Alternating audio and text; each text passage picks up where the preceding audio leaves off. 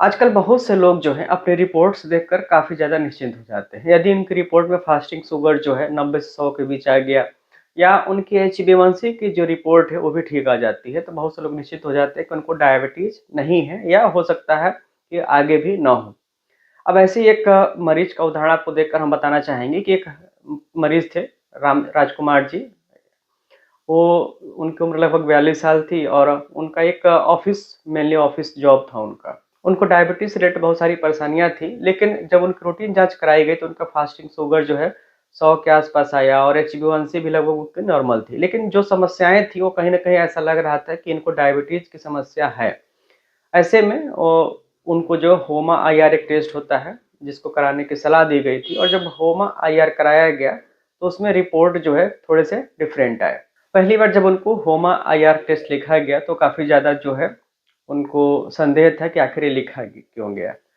तो आज की वीडियो में हम थोड़ा सा आपको बताएंगे होमा IR होता है क्या है। तो होमा IR का जो पूरा नाम है homeostasis model assessment of insulin resistance. यह कोई जो है अलग ब्लड टेस्ट नहीं है, बल्कि फास्टिंग ब्लड शुगर और फास्टिंग इंसुलिन के आधार पर जो है एक इसका वैल्यू निकाला जाता है।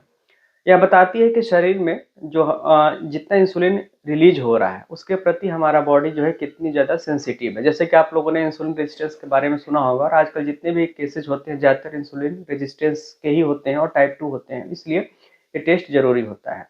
अब जैसा कि हमने एक पेशेंट का उदाहरण दिया था कि उनके फास्टिंग जो ब्लड शुगर थी वो 100 के आसपास थी और उनका HbA1c भी लगभग नॉर्मल था, और इनका जब कराया गया फास्टिंग इंसुलिन तो वो निकला 5.06, और इससे जब होमा IR का कैलकुलेशन किया गया तो वो निकला जो है 1.24।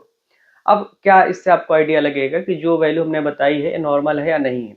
इनके केस में वैल्यू जो है बिल्कुल नॉर्मल थी, मतलब इंसुलिन रेजिस्टेंस अभी फिलहाल उनको नहीं है, लेकिन अगर जीवन शैली उनकी बिगड़ती है, अगर वेट बढ़ता है, तो हो सकता है कि ये जो होमा IR की वैल्यू बढ़ जाएगी और वो टाइप 2 डायबिटीज में जा सकते हैं।